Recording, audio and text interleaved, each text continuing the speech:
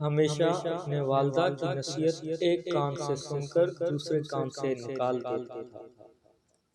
سب گھر والے اس کی اس عادت سے بہت تنگ تھے۔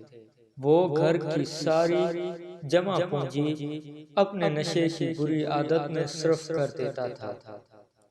اس کا ایک ہی بھائی عمران تھا جو بہت محنتی تھا۔ عامر کے والدین 3 سال پہلے وفات پا گئے۔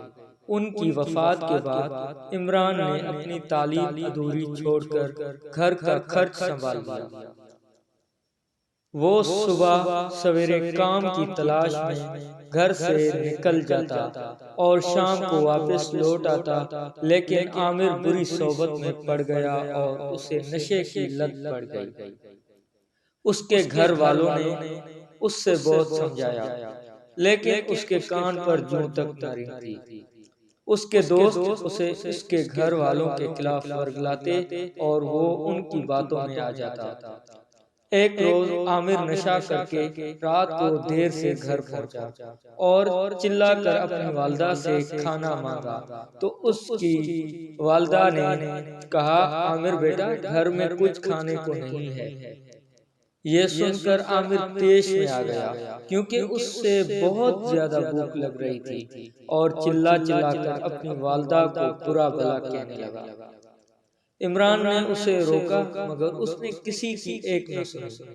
عمران نے اس کے منہ پر تھپڑ مارا۔ ان کے والدہ یہ سب دیکھ کر بلک بلک کر رو رہی تھی۔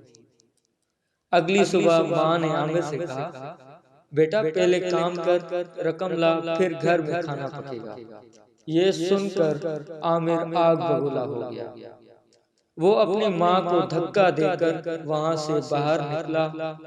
جب وہ اپنے دوستوں کے پاس پہنچا تو اس کے پاس پیسے نہ ہونے کی وجہ سے اس کے دوست اس سے جھگڑا کرنے لگے اور اسے اتنا مارا کہ وہ زخمی ہو کر زمین پر گر پڑا۔